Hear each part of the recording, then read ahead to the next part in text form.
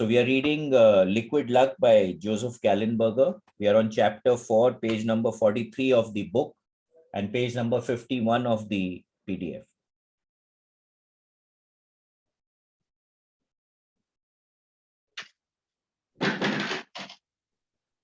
Chapter 4, Compassion.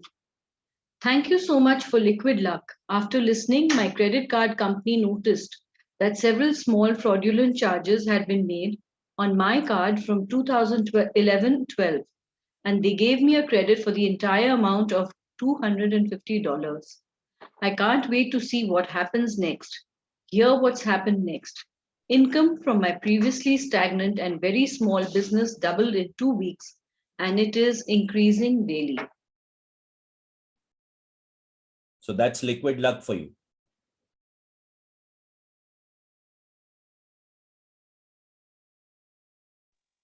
From the Liquid Luck meditation, now say, I am compassionate.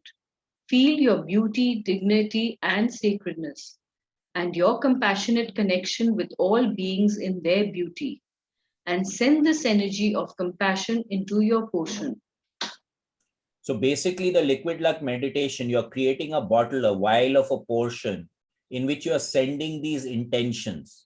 And when you drink that vial, again, it's in your imagination, but the imagination is very, very powerful, right? So the point here is that if you imagine it, the chemical reactions and the things that happen in your body are equal to when it actually happens. So they've actually done studies where they've had people going into the gym and the control group is sitting in the room, right? So 20 people going to the gym and working out, and these guys are sitting in the sofa imagining that they are working out, and the result is nearly the same. So the muscle growth is nearly the same. So in your mind, if you can imagine something, it is as it is.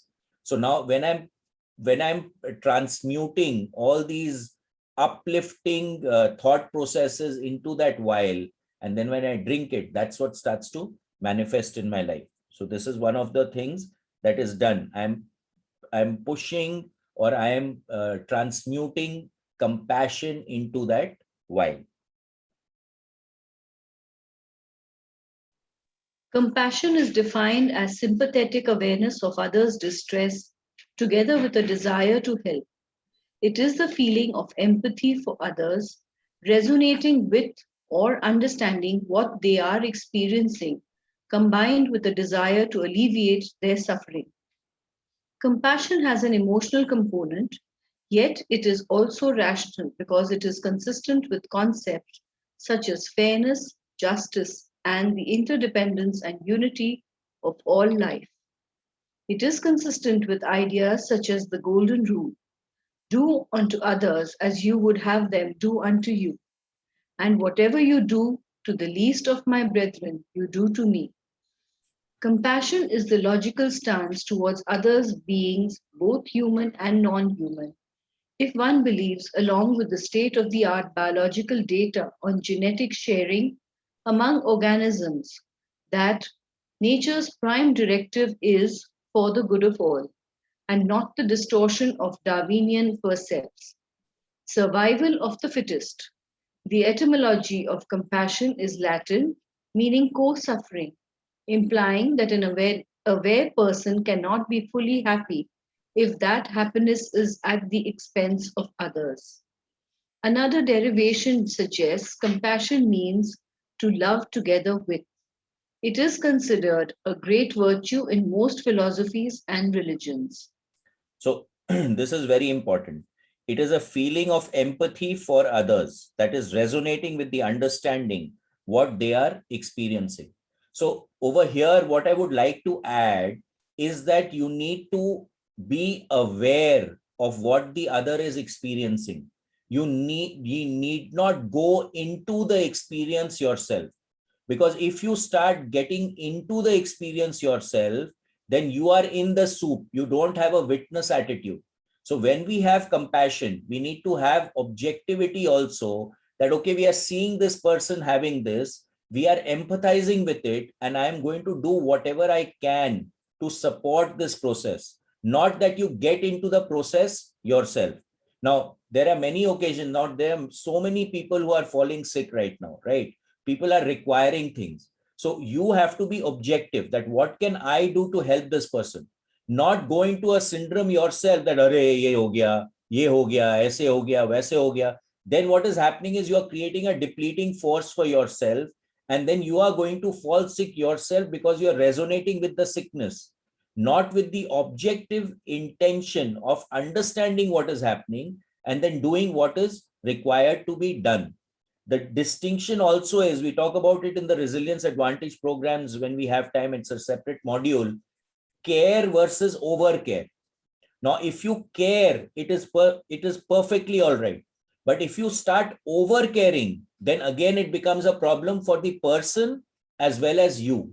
Because when you over care, you are doing more than what is necessary. So that objectivity, I think, becomes very, very important. Okay. And over here, for the good of all. So in all the awareness principles, we are saying this or better. Win-win situations. Because if you have a win-lose situation, then growth can never take place. So we are always looking for win-win scenarios, win-win situations. And the most important thing over here is to love together with. That means we are in harmony with ourselves and we are in harmony with whatever is happening around us. Otherwise, we will always go into conflict, which doesn't work because we'll go on to the left side of the grid.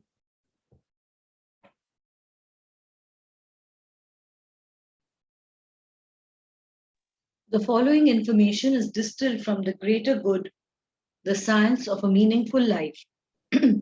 Scientists have started to map the biological basis of compassion and feel it may have an important evolutionary purpose. This research has shown that when we feel compassion, our heart rate slows down, we secrete the bonding hormone oxytocin, and regions of the brain linked to empathy, caregiving, and pleasure are activated. Preliminary findings suggest, moreover, that being compassionate can improve health, well-being, and relationships. And they are finding that compassion can be increased through targeted exercises and practice. Here are some of the most salient findings from this research so far. So this is something that has been really worked on by the Heart Institute of HeartMath. Okay. What is the effect of your thinking process on your heart? What is the effect of what you're feeling on your heart and on your brain and your entire body? The more we operate from the right side of the grid, the better off we will be. Whenever we are on the left side of the grid, we always go into a depleting state of feelings, consciousness, and it affects the entire physiology and psychology. So this is actually documented. There's a lot of research papers. It's totally documented very, very well. And actually, we have equipment which can actually show these things to you on screen. Some people are already using it. Some people have done the Resilience Advantage program where we discussed all this threadbare, where we showed graphs, a lot of data was given in that program. Compassion makes us feel good. Compassionate action, for example, giving to charity, activates pleasure circuits in the brain, and even very brief compassion training programs strengthen brain circuits for pleasure and reward and lead to lasting increases in self-reported happiness. Tuning into other people in a kind and loving manner can reduce the risk of heart disease. Compassion training programs can make people more resilient to stress by lowering stress hormones and strengthening the immune response. Okay, so over here, anything that in your belief system is good will always release a happiness quotient in you. Okay, now it all depends also very much on your belief system. What is the guiding principles that you're working with? Now, as far as I am concerned, the idea is to also transcend your belief system and come into a state of economical being, right? Where you don't have, you don't get wavered. You don't get disturbed by things which are happening outside you too much. Okay. Tuning into other people with a kind and loving way. So when you have compassion, you have empathy, right? But again, with the caveat, care, no over care. And over here, more resilient to stress. This is something that we see in the HeartMath principle very, very clearly, that the more resilient you are, the less affected you will get by external circumstances, and your immune system is directly affected by stress. If you really boil anything down, ultimately you can boil it down to every problem that you have. It is related to stress. So if we can manage our stress properly, everything in our system can get taken care of. And this is something that people have been coming for awareness. They keep reporting back to me that they are becoming more resilient in handling their day-to-day matters.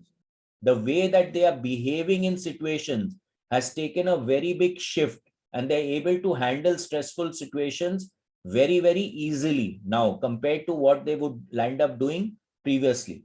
I keep hearing this thing from various people. Brain scans during loving kindness meditations suggest that, on average, compassionate people's minds focus less on what has gone wrong in their lives or might go wrong in the future. And as a result, they are happier. So, what are we focusing on? What is it that we are paying attention to? Now, it's a very clear concept that energy follows our attention. So, wherever we are paying attention, that is what is going to get energized. So, are we looking at criticizing everything all the time? Or are we looking at appreciating things? Are we operating from gratitude? Are we operating from compassion? All these things matter, because the more in an appreciation and a gratitude feeling that we go, that is what is going to manifest in our life. So if I'm looking at criticizing all the time and finding fault all the time, that is what is going to come into my life. This is very, very clear. I think all of us must pay attention and be aware as to what are we saying. Our words have so much of power, right? How are we saying? What are we saying? Why are we saying? Is it really necessary to say? So many times I have seen that we keep saying things which are not required for us to say, just for an ego boost, etc. So you see, we've got 2 ears and we got one mouth, right? So the more we listen, the better off we will be, in my view. This is my learning also, to be frank with you. Even I used to speak a lot. Now I've come to realize that you have to observe, you have to patiently wait. And when the time is right to speak, that time you speak.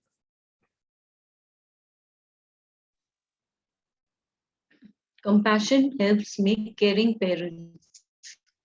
Brain scans show that when people experience compassion, neural systems activate that are known to support a parental nurturance and other caregiving behaviors. So Compassion helps. again over here, the HeartMath Institute has actually mapped the brainwave patterns and the heart rate rhythm of the mother and the child, and they actually synchronize. Okay, they actually synchronize. So the more caring and compassionate the parent is towards the child, that is what is going to go into the energy field of the child. This is something that we were discussing before the session started also, that what is the state of mind of the parents when the child is being conceived will affect how the child will come up. So this is exactly that.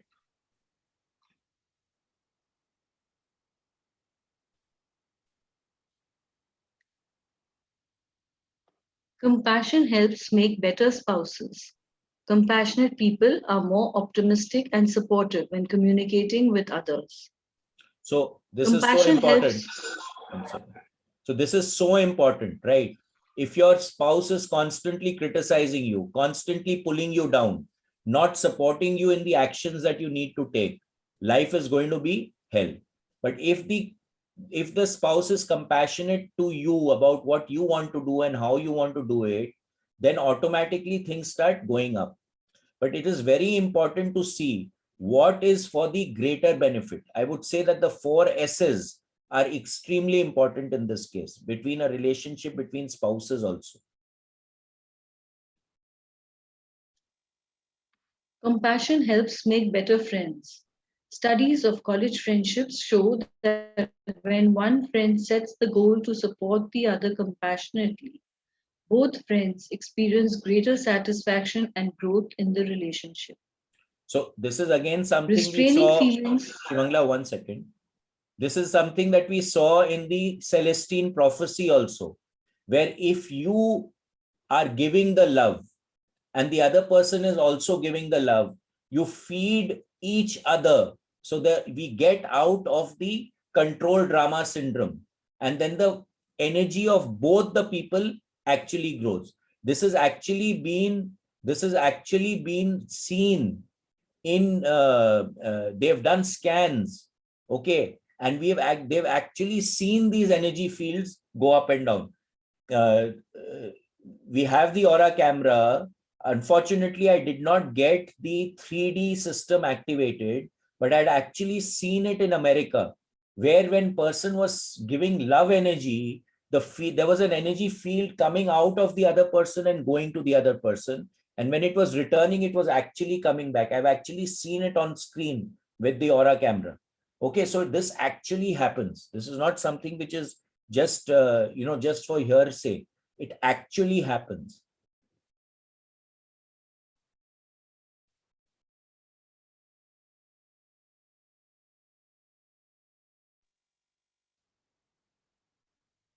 Restraining feelings of compassion erodes our commitment to moral principles. So what does this mean? We have, all of us have a morality, again the belief system, right? But if you're not compassionate about it, you will not be able to operate at that moralistic stand. You're see, most of the morals are do good, be good, and all that stuff. Now if you're not compassionate, very difficult to adhere to those systems.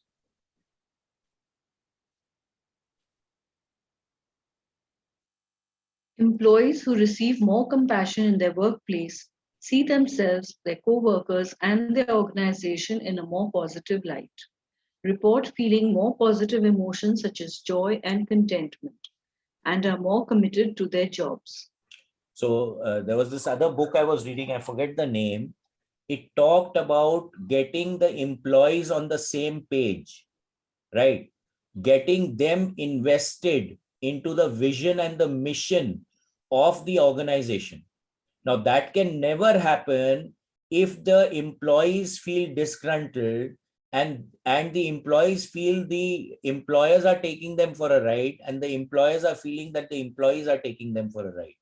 So when we operate out of compassion, the employees know that the employer is standing beside them, and the employer knows that if they ask something of the employee will do it or get it done, right? So that is that flow that we need to get. So this is very much like friendship, where you are giving and the other person is also giving. It is not a matter of grabbing and taking, or the control drama play that we were talking about.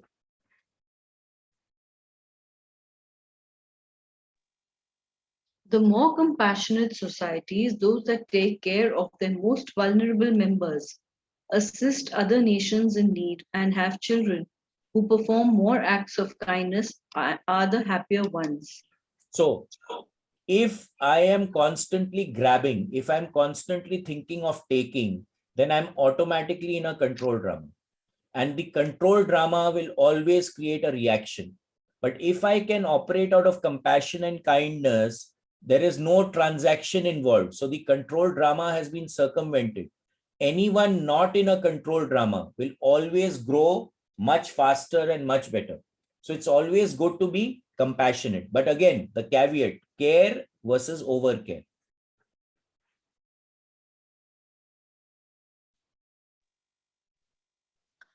Compassionate people are more socially adept, making them less vulnerable to loneliness, and loneliness has been shown to harm the immune system. So we are all social creatures. We need to feel the touch. We need to feel cared for, right? Now, if you don't care for others, others are going to shy away from you. So the more people know that you are available for them, you care for them, the more you will also be able to pick up the phone and talk to a person for help.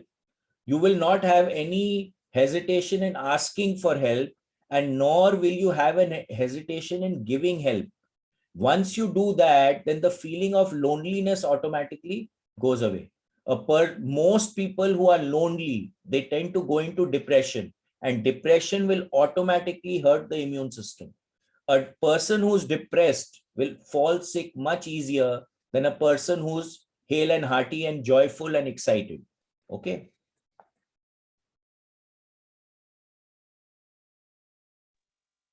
Compassion links us together with our fellow men and women and all life. In manifestation work, it is an excellent antidote for greed, fear, or any lack of balance. It is a chief caller of wisdom.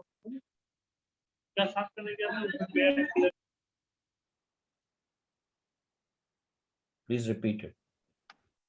Compassion links us together with our fellow men and women and all life. In manifestation work, it is an excellent antidote for greed, fear, or any lack of balance. It is a chief caller of wisdom into our lives and is both a stimulus to and a result of an open heart. So when you look at greed, fear, or lack, it is automatically putting you on the left side of the grid. But when we operate out of compassion, we will always be on the right side of the grid. So when we are on the right side of the grid, automatically our cortical system, our cortex, the neocortex works better. We think better. We become more wise. We become more all-encompassing. Rather than when we are on the left side of the grid, we become self-centered. So whenever we come onto the right side, there's a flowering which starts to take place. Okay, someone was asking what are the 4 S's? The 4 S's were, the first S is, which someone else would like to say it? Swatah. Okay, so the first one is Swata. What does that mean? That you're accepting, you're doing things. No, comes easily to It you. comes Easily, by easily. itself. On its own. Yeah, It's on its own. Sorry. Yeah. Yeah. Swata means it comes on its own. What is the second one? Sweekar. Sahaj. Sahaj. Sahaj. is The Sahaj. second one is Sahaj. It is easy for you to do. Mhm. The third one is Shresht. Shresht. It is for the, whatever is for the greater good. And fourth is Swikar, that I Swikar. accept whatever is coming into my life. I think any situation that you're in, if you observe things have gone wrong, one of these 4 has been violated.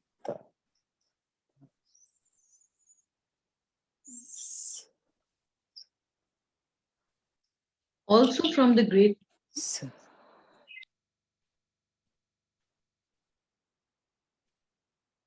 Also from the Greater Good website, we can see how to cultivate more compassion. Research suggests that compassion appears to be at least partially a result of our upbringing, culture, and life experiences, and it can be strengthened through practice. Compassion training programs are revealing how we can boost feelings of compassion in ourselves and others. Here are some excellent tips that emerged out of those programs as well as other research.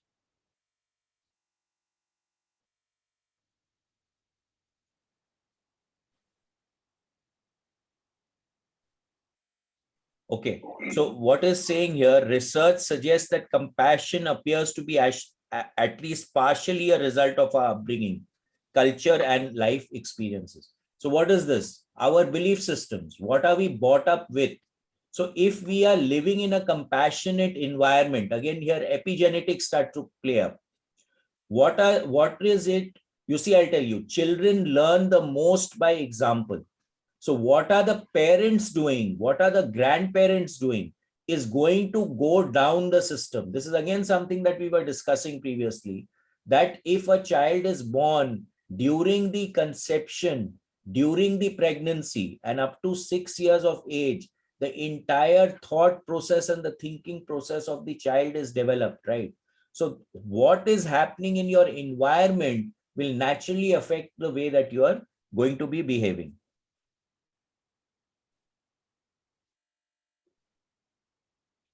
Look for commonalities. Seeing yourself as similar to others increases feelings of compassion. A recent study shows that something as simple as tapping your fingers to the same rhythm with a stranger increases compassionate behavior. So what does this mean? It means that there is a resonance, there is a connection. It's like two tuning forks of the same frequency. When you tap one and you bring it next to the other, it will automatically start to vibrate. So if I'm resonating a feeling, if I'm resonating a posture, if I'm resonating an act with someone, we automatically will start getting connected. There will be a feeling of connectedness with another person. And when that connectedness is there, automatically compassion will come into the picture. Be calm and centered. When we let our mind become fearful in response to someone else's pain, we inhibit the biological systems that enable compassion. So this is what I was saying, care versus overcare, right? Now today, if we become fear, when we go into overcare, we are operating out of fear, right? So when we are operating out of fears, we are making the pain of that other person our own. Now, whatever is happening in that person's body, the chemicals which are being secreted, etc., is naturally depleting that person. So when we start mirroring that, that will start happening in our body system also.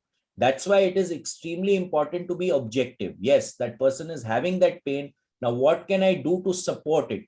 I don't want to go into the well of that person's pain. I need to handle that pain, not go into the well of that person's pain.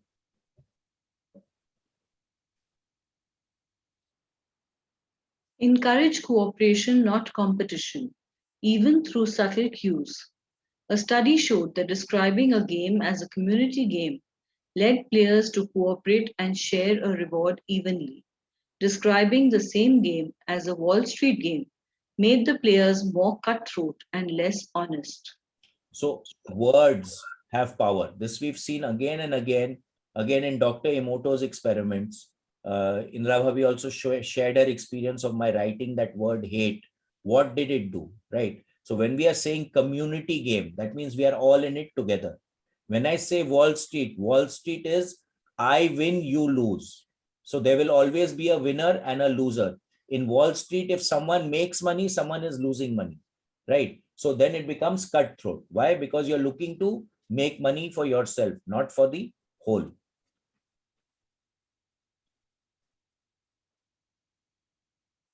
See people as individuals, not abstractions.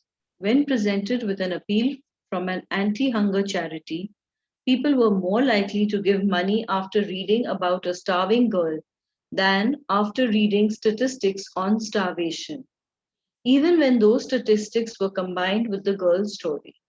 So compassion is related to emotions. It is not related to logic. So it is more connected with the right side of the brain and the heart than the left side of the brain. So statistics is something which is processed in the left side of the brain. So when we are reading statistics, we are not going to go into compassion. But if a visual picture is there, if a story is told, then compassion can come more willingly.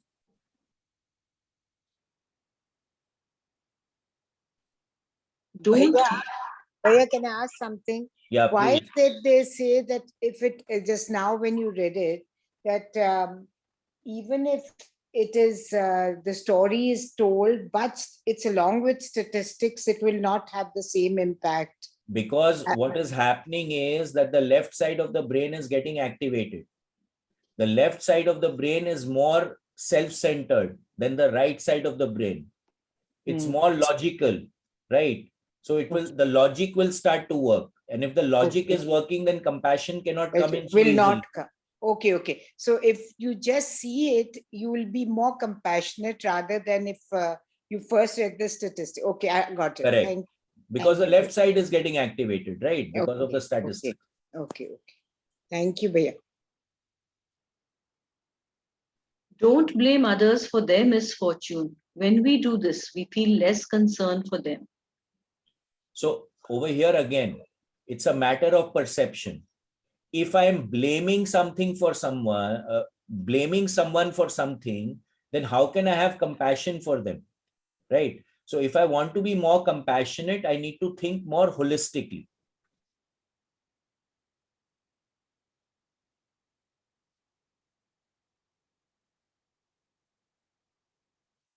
Understand that we are capable of making a difference, even if just by praying for or sending good energy to the person.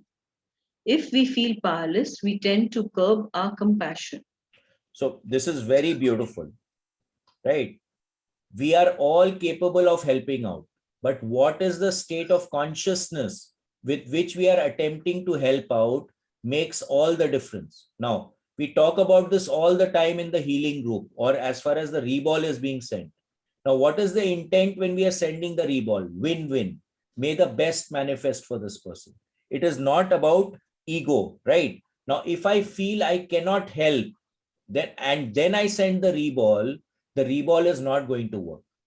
But if my intent is I'm connecting to a higher source of consciousness, I'm connecting to a higher state of, or into a higher power center, and then I'm sending that intent, and I have confidence and faith in myself that yes, it will help, then that is what is going to manifest. But if I'm sending a reball and I'm thinking, ye to kaam nahi karega, then the probability of it working is much less. Okay, so what is the state of awareness and consciousness that we are doing something makes all the difference in what is going to manifest. Notice and savor how good it feels to be compassionate. So again, feeling, what is the tasir? When we are operating on the left side of the grid, what is your feeling? When we are operating on the right side of the grid, what is our feeling? Right? That becomes very important to access that feeling. Even in the excursion workshop, we are constantly telling people, feel the feeling of that state of consciousness. If you can get into that feel of the feeling of that state of consciousness, you can access that state, and then you can actually use that state of consciousness. So this becomes very important. What does it feel like? So when I'm giving someone something out of love and I'm not expecting anything back, that state of mind is a very beautiful state of being. Okay, and it's really very, very powerful. Let me tell you, about 20-25 years back, 30 years back, rather 35 years back, we were in a very bad financial situation. We were having a lot of problems. I did not have money. I did not know where my next bill is going to get paid from, where we will be. It mane khane peene ka takleef hone lag gaya tha. It was that kind of a situation at that time. And even at that time, my father was doing charity. So when I went and told him, Baba, I don't have money to pay salaries and you're giving charity, he turned around and told me, have you created anything? I had not created anything. So I couldn't say anything to him. So then I said, no. So then why are you talking to me and telling me? And let me tell you, in my heart, today, wherever we are and whatever we are doing, one of the reasons is that even when times were tough, he was still doing charity out of compassion for people. And I totally keep that on my head. It's like a blessing on my head, to be frank with you. So this I totally resonate with.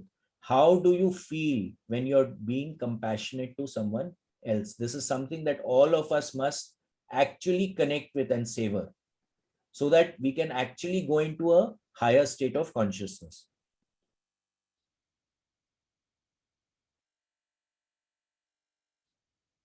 Research suggests compassion is contagious. So if you want to help compassion spread, lead by example and start by modeling kindness, particularly to children.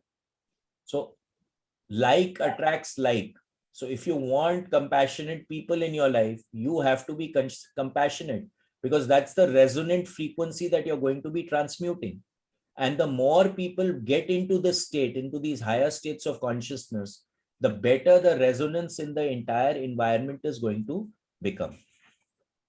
So even in the, we keep discussing the David Hawkins levels of consciousness. So it is said that one person operating at 700 can look after 1,000,000 people. You know, it's that kind of ratio which is there in the levels of consciousness.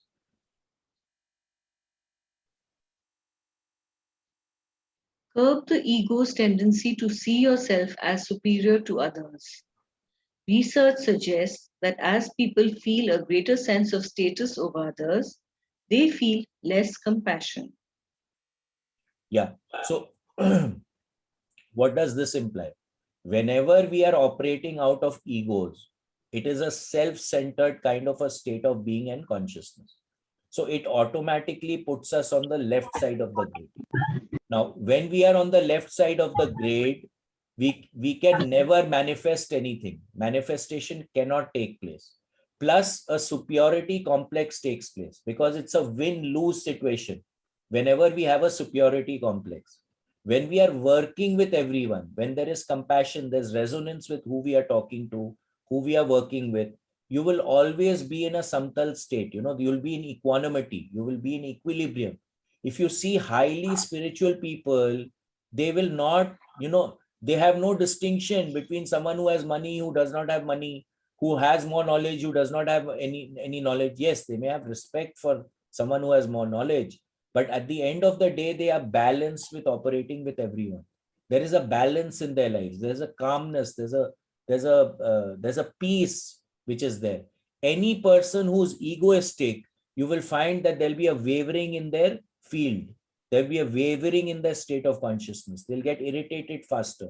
So ultimately, what is there? The more compassionate you are, the less egoistic you automatically become.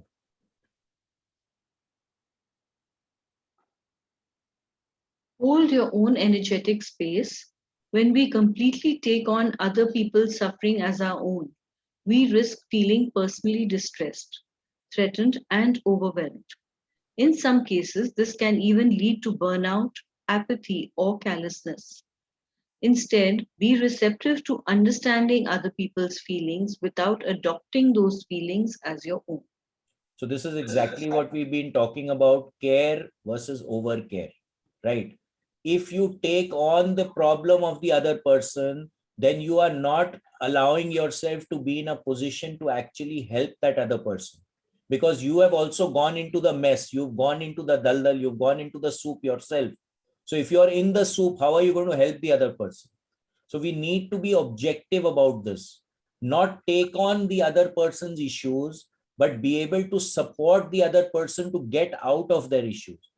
Now, that can never happen if we go into the soup with them.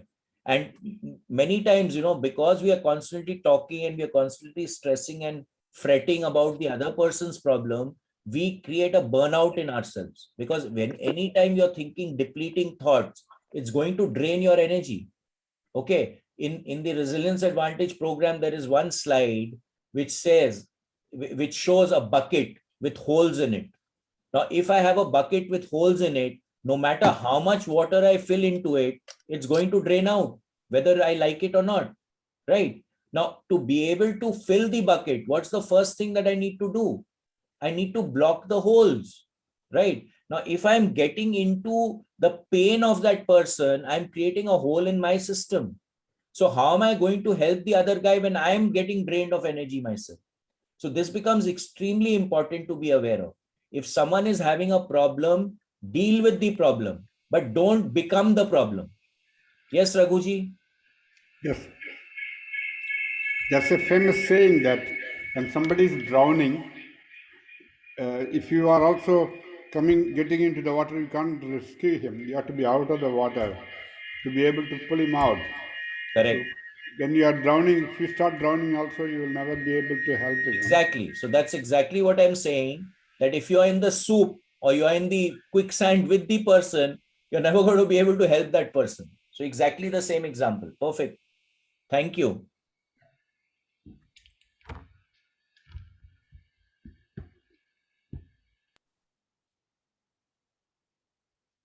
Just as we have found that gratitude enhances happiness and that happiness is a key to positive manifestation, so too compassion is related directly to happiness and therefore becomes very important to powerful and positive manifestation. The Dalai Lama states, if you want others to be happy, practice compassion. If you want to be happy yourself, practice compassion. So when you are compassionate, right, automatically you'll be happy. Why? Because you will not be operating out of lack. You can have compassion only when you are in abundance. You have something to give, right? That is when you can be compassionate. So as soon as you are in that giving state of mind, in that giving state of being, in that giving state of consciousness, it will automatically resonate with your own happiness. You'll be willing to help others. And then the universe will send help for you, right? You don't expect that you're going to get help from the same person that you have been compassionate to or help. But when you resonate compassion, you resonate happiness, the universe will start sending that back to you. A guide to cultivating compassion in your life with 7 practices by Leo Babauta also offers much good advice summarized here. Babauta believes compassion to be one of the few things we can practice that will bring immediate and long-term happiness into our lives. He is not talking about short-term gratification, but something that will bring true and lasting happiness. He feels that the key to developing compassion is to make it a daily practice. So whatever, see, it's like building a muscle. Whatever you practice on a regular basis becomes more of your second nature. You don't have to think about it, right? You just start being that. So the more you keep doing something, the more it becomes your being. So if you want to become compassionate, you want to be happy, then you have to make it a practice. You have to make it a daily kind of a thing. Just thinking that I'll be compassionate in one situation and I won't be compassionate in another, it's not going to work.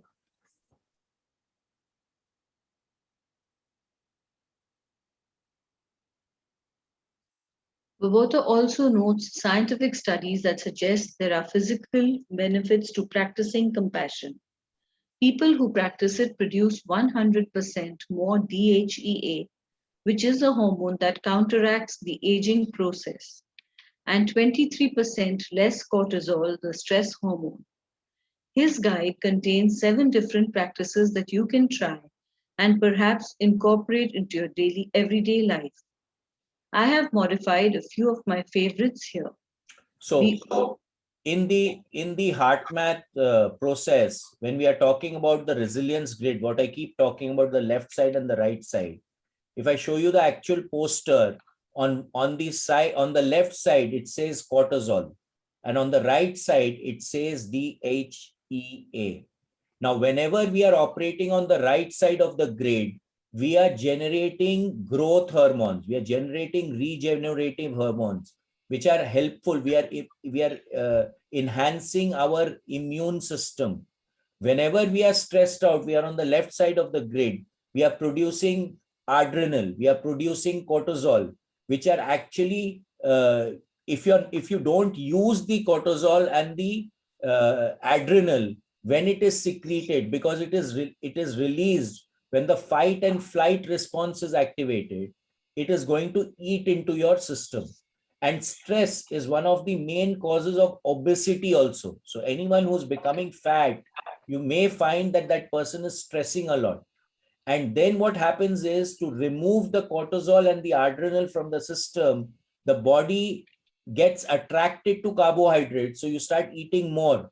And those chemicals or these toxic chemicals, they become toxic if they are not used immediately, are stored in the fat in the body. Now, if whenever you lose weight, right, many people want to lose weight, you will find your muscle mass gets removed first and then the fat gets removed. The reason is the body does not want to touch the fat because the chemicals are in the fat. Okay, so this becomes very important.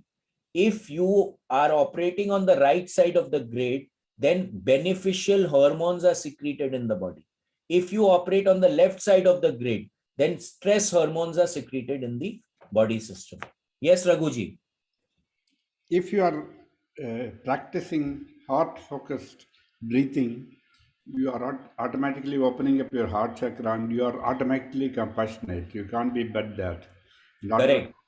Absolutely. You don't have to try to be compassionate. You are compassionate because the moment your heart chakra opens, everything becomes completely different ballgame. Correct. So you since you attended the Resilience Advantage program, you're saying that Yes. most people here have not attended that program. Okay, so they really don't have an idea as to what really heart focused breathing is all about. So I would suggest people should attend the Resilience Advantage program. I don't know when Gargi has scheduled the next one. We'll have to just work it out. Do you suggest everyone attend that program, Raghuji? Absolutely. Okay, In a great. very short time, I'm reaping the benefits. It's amazing. It's such a. I am actually, talking to everybody about this. The amount of how we are able to view the same problem as an opportunity and a challenge rather than a problem. Just breathing through the heart, everything shifts totally. You are in the present moment on the present moment. It's so simple, so beautiful, so powerful. Wonderful. Your pain, your emotional problems get all dissolved, as it were. That's my experience, and I would strongly advise anybody to attend that. It's so simple to do it. Great. Thank you for that thumbs up. I think everyone should do it in any case. Mukul Bhabi, your hand was up. You want to say something? I wanted to, but I think Raghuji said it all. Oh, okay. So, Chaliye. I Okay. just was trying to say that it's beautiful the way he began, that it just becomes automatic. You don't have to make an effort to be compassionate. When your heart is opening up, it just becomes automatic. Exactly. Absolutely.